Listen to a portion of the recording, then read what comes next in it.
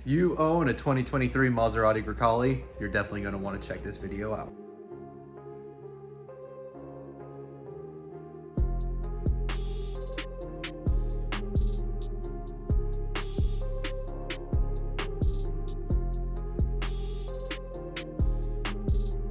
What's going on, everyone? Welcome back. My name's Will and this is the Wimmy YouTube channel. As always, quick sales pitch: like, comment, and subscribe. I always really appreciate when I hear from you guys, and when I get some new subscribers, it really helps me out by pushing my content out there and pleasing the whole YouTube algorithm.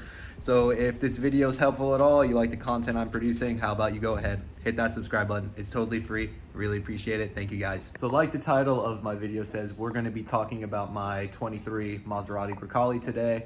If you haven't watched this video yet, my 10,000 mile review, I suggest you go and watch that video first. But yeah, I figured since, we have hit another milestone in ownership, reaching the 20,000 mile mark, I figured I'd go ahead and make this video for you. But let's go ahead, jump in the Maserati and go for a ride. I don't know what that was.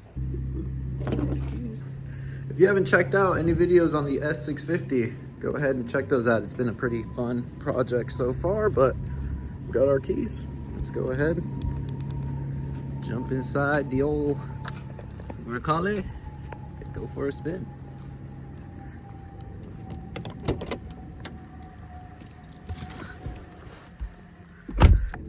All right, everyone, welcome to my 2023 Maserati Grecale.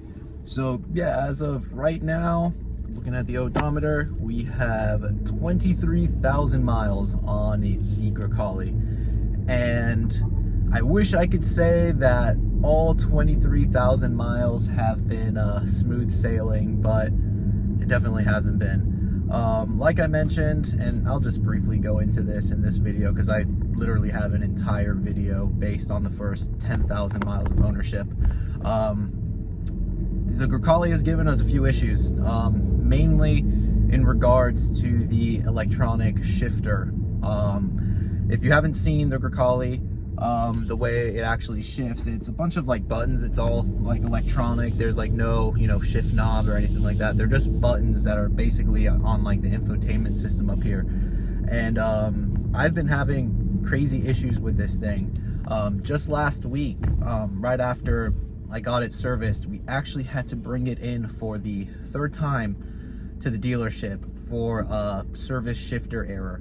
And this was after the second time, it being a big ordeal where they had to basically disassemble everything in here, do a massive software update.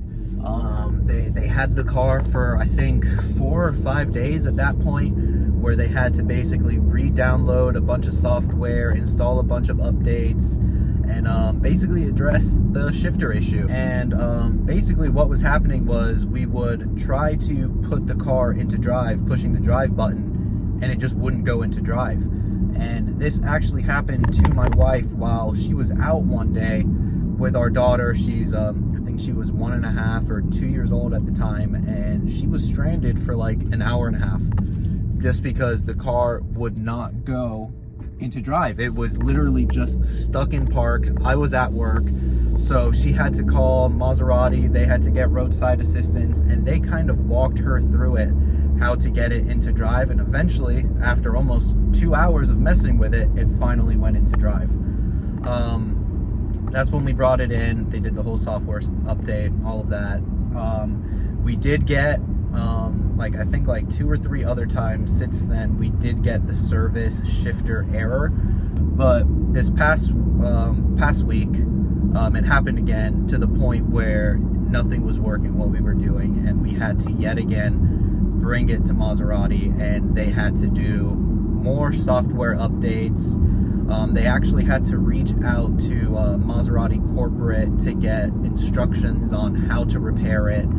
And yeah, more or less, it was just an absolute nightmare. It was definitely something I didn't want to deal with. But again, it's, if this is a daily driver, and for my wife, this is her daily driver, it needs to be reliable, especially, if you can't see right back there, that's a car seat. So my wife is constantly running around with my daughter. She needs to have a reliable vehicle. especially if it's a more or less brand new, close to $90,000 vehicle. It better be reliable. If you have seen the first 10,000 mile review, I probably sound like a broken record, because that was, you know, my biggest issue was, you know, the shifter issue again. And I'm just kind of harping on that again because it hasn't really been resolved. It was okay for a few months. We still got small shifter errors, but, you know, we weren't left stranded until this past week, where yet again it was also another big issue. And at this point, I kind of feel like our Maserati service center kind of knows, like, hey, this is a bigger issue than, you know, we led on to, and maybe you should start looking into like some legal advice on, you know, possibly this car being a lemon. And, you know, it kind of sucks because this was my wife's like attainable dream car. She always wanted a Maserati SUV. We moved, you know, a lot of things around for her to get this. She was stoked to get it back, you know, almost 2 years ago at this point, and it just hasn't been a reliable vehicle. And, you know, you're probably, if you're into cars, you probably know, well, you should have expected that. It's a Maserati.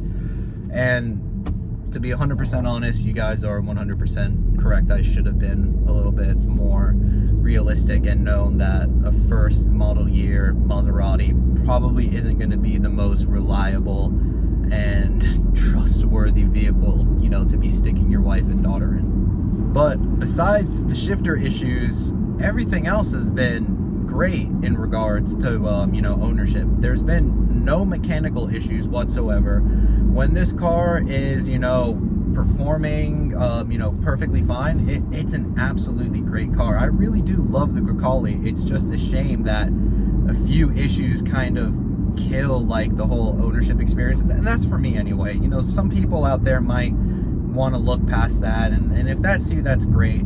I guess for me, I'm just not that person. But like I said, you know, actually the drive of this car and like the interior quality, like the materials and like all of that, you could tell it's a high quality like product. It drives great. The air ride on this hasn't given us any issues whatsoever. If you know me from my Ram Rebel, you probably know I have a little bit of PTSD when it comes to air ride suspensions, but on the Grecale it's been great, and it drives so nice. And just the performance of this SUV, for only having like 330 horsepower, this thing it has the get up to it. It's definitely a fast SUV. It's definitely very nimble. It honestly feels like almost like a sports car when you're driving it. So, you know, I just wish it was a little bit more reliable. And, you know, I know I'm a broken record. I keep harping on this, but when you spend like $90,000, and again, this is subjective, you know, $90,000 to some of you guys might not be a lot of money, but I'm just a normal average dude. I'm a blue collar worker. Yeah, $90,000 to me is a lot of freaking money. So when I'm dropping that kind of money, I was really hoping, you know, for 100% reliability. Coming from two Alfa Romeo Stelvios as well, which are kind of like the sister car to this car, and both of those cars being absolutely perfect and flawless, I was really expecting and hoping the Grecale would be the same way. But I've talked to a lot of other owners out there, and they said their Grecale has been absolutely perfect, flawless, no issues whatsoever. And that's great. So don't let my videos and like my, you know, firsthand, you know, I guess relationship with the vehicle like deter you guys from getting one of these things, because I truthfully do think it's a great car. It's just I've had some issues. So what does the future look like for me and owning the Maserati? I'm not gonna lie to you guys. I would be lying if I didn't say I've been thinking of trading this thing in. Maseratis, unfortunately, they just don't hold their value all that well, and depreciation has been a motherfucker on the Grecale. So it's costed me quite a bit of money owning this thing the past 2 years. And you know what? You don't buy a car thinking that it's going to appreciate it. It's a depreciating asset. Unless you're buying like some very specialty vehicle, you know, like the Ram TRX, you know, I'm not going to get into that.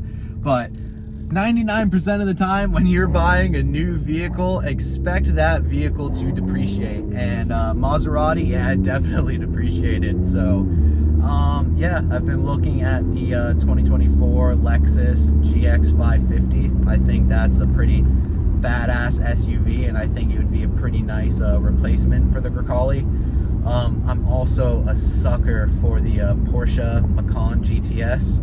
My wife doesn't really like Porsches all too much. I absolutely love them. One of my dream cars is getting like a GT3, so to get into a Porsche and just have one in the fleet, I think would be pretty badass. So I'm kind of leaning towards that, but my wife, and she has the ultimate say in this because this is her car, you know, at the end of the day, she's really leaning towards the Lexus. So I think we might be going down that route, you know, come end of the year. But as of right now, we're still enjoying the Grecale. She still drives it on a daily basis. She still loves this car. This car looks awesome. She has the same mindset as I do, honestly. We both really love the car. We love the looks of the car. We don't really think there's other cars like in this category that look as good as the Grecale. And you know, that's very subjective, but that's our opinion, and that's what matters since we're the one paying for it. We both love the interior quality and we love the performance.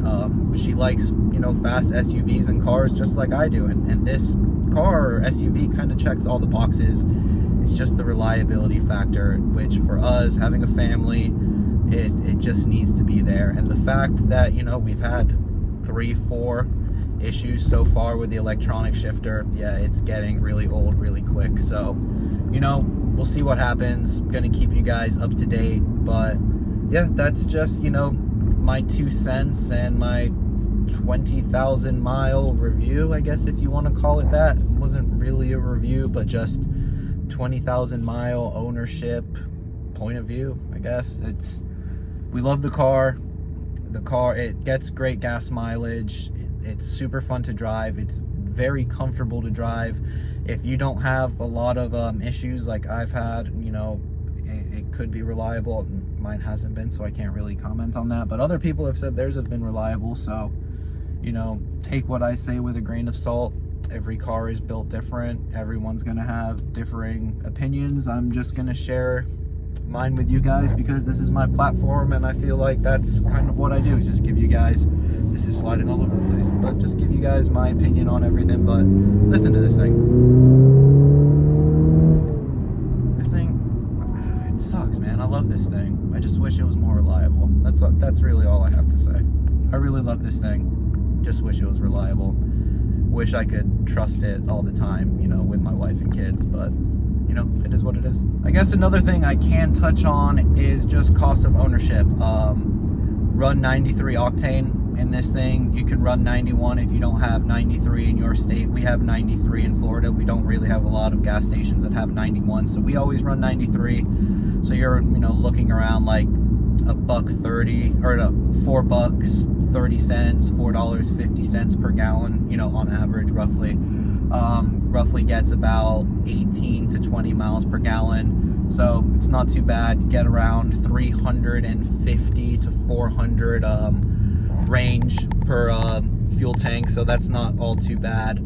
The tires are still perfectly fine. We have the 21-inch wheels, so tires are going to be pretty expensive when it comes time to replace them, but as of right now, not having to worry about that. Maintenance costs, if you service it through your Maserati dealership, prices are going to be all over the place. One of our local dealerships was quoting around $1,000 for servicing. Another one we got for $600. We pay $350 for our service at a dealership that's a little bit further north. So all in all, so far for maintenance, we're around like $700 to $800, which honestly isn't all too bad. Fuel, it is what it is. Insurance, this is our cheapest car to insure. We pay $133 a month for this, and that's full coverage in South Florida. So, you know, again, this is all very subjective, but that's just our cost of ownership. All right, everyone, so that's gonna do it for this one. Quick, just update video on ownership of the Grecale. I want to reiterate this. Everyone's ownership experience is going to be a little bit different, and this is just mine. Unfortunately, it hasn't been the ideal ownership situation, but I don't want anyone to feel, you know, turned away or you know, discouraged of going and purchasing one of these things. If this is like your dream car, go out there, get it, have your own experience with it. I just wanted to go ahead and share my firsthand experience because this is my platform and that's kind of what I want to do. And I've always been transparent with you guys with any of my vehicles, so I wanted to do the same with the Grecale. But as always, my name's Will. This is the With Me YouTube channel. Comment down below. Let me know what you guys think. Like, subscribe, all that cool stuff. And I'll see you all in the next one. Later, everybody.